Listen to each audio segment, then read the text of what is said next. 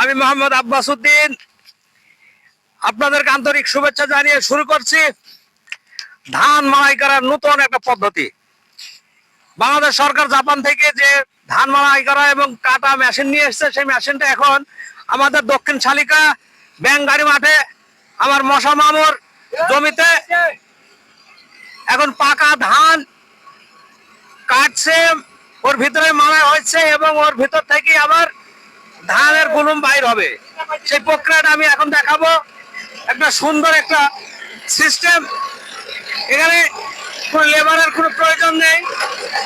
তবে এই মেশিন যদি বাংলাদেশে সবসময় থাকে তাহলে খুবই ভালো হবে। আমাদের দেশের কৃষি বিভাগকে আমি ধন্যবাদ জানাচ্ছি যে এই ধরনের মেশিন বাংলাদেশে ইম্পোর্ট করার জন্য। এখানে মিনিমাম সাশ্রয় এবং লেবারের হাত থেকে আমাদেরকে রক্ষা হবে, কারণ সবসময় তো আমরা লেবার পাইনি। এবং দেখেন কত একটা সুন্দর সিস্টেম, যে এখানে বিচালিগুলা সুন্দরভাবে যেভাবে স্থাপন করা হয়েছে, একদম সুন্দরভাবে বিচালিগুলো একদম পড়ে আছে, একদম লাইন হয়ে বিচালিগুলো সুন্দর কাজে লাগবে। এর শুকাতে হবে। এর সঙ্গে এখন যে আকাশের যে অবস্থা, তাতে বৃষ্টির হওয়া খুবই সম্ভাবনা আছে এবং এগুলো নিচু জমি, যদি বৃষ্টি আসে তাহলে তো ধান আমাদের ডুবে যাবে। তাই যাদের নেশা এবং হাওর বিলে যাদের ধান আছে, অতি শীঘ্রই এই মেশিন ব্যবহার করা উচিত, যাতে বিচালি থাক, ধানটা তো আসুক। আমি এই মুহূর্তে আমাদের মামু মোশাররফের সঙ্গে আলাপ করব, তার কতটুকু ধান আছে এবং সে কতটুকু লেবার খরচ থেকে বাঁচলো সে সম্পর্কে তার সাথে এখন বিস্তারিত আমি আলোচনা করতে যাচ্ছি। আচ্ছা মামু, এই ব্যাপারে কিছু একটা আলোচনা করো। নাও, হ্যাঁ নাও। বৃষ্টির সময় আমাদের পাকা ধান এখন আমাদের মাঠে তোলার কোনো উপায় নেই।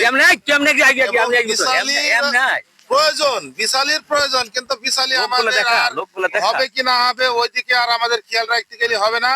আর লেবার দিয়ে যদি আমরা বিচালি করতে যাই তাহলে 1 বিঘা জমির উপরে আমাদের 7 থেকে 8,000 টাকা খরচ হবে।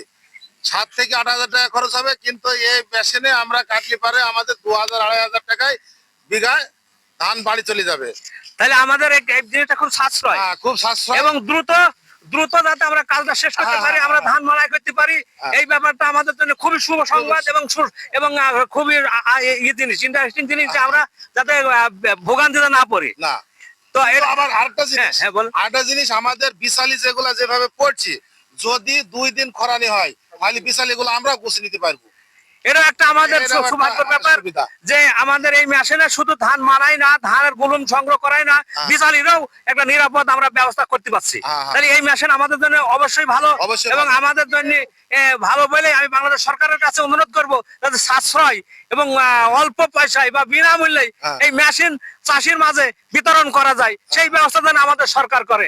কারণ আমাদের সরকার তো দয়ালু সরকার, বিএনপি সরকার তো ভালো সরকার। সবাই যখন বলছে তারিক জিয়ার সুনাম অর্জন চারিদিকে, তবে আমি মহামান্য প্রধানমন্ত্রীর কাছে অনুরোধ করব যে এই মেশিন মানে অতিরিক্ত যাতে আমাদের দেশে আমদানি হয় এবং আমদানি করা হয়, যাতে আমাদের কৃষকরা চাষে কাজে এগুলো ব্যবহার করতে পারে।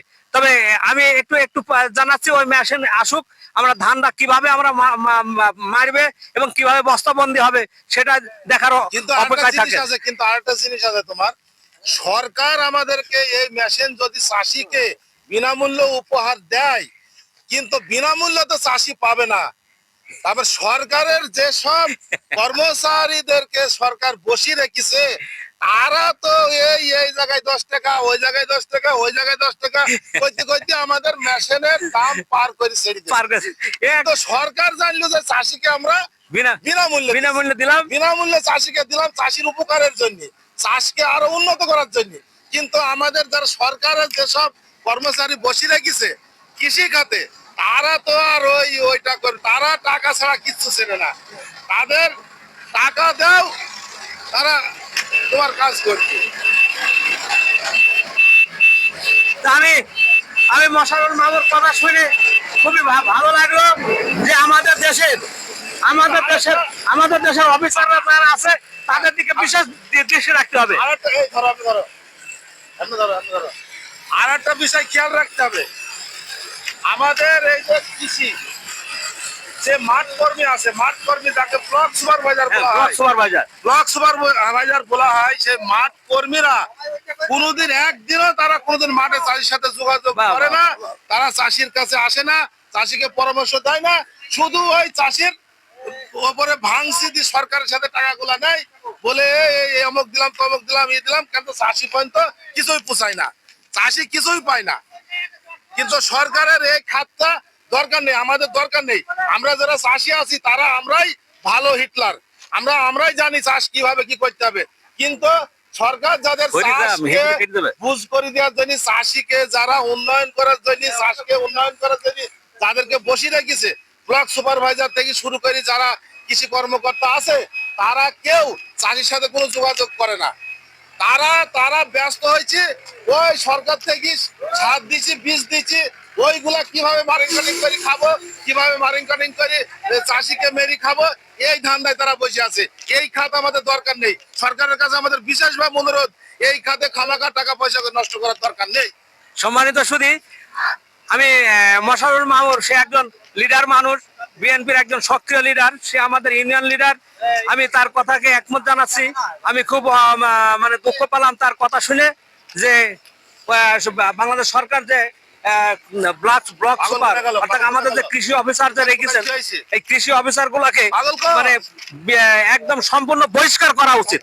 কারণ হচ্ছে তারা তো কোনো দেশের কৃষি ক্ষেত্রে তারা তো কোনো কাজ করে না, তাদেরকে রেখে কি লাভ? সরকার তাদেরকে রেখে পূজা করে কি লাভ?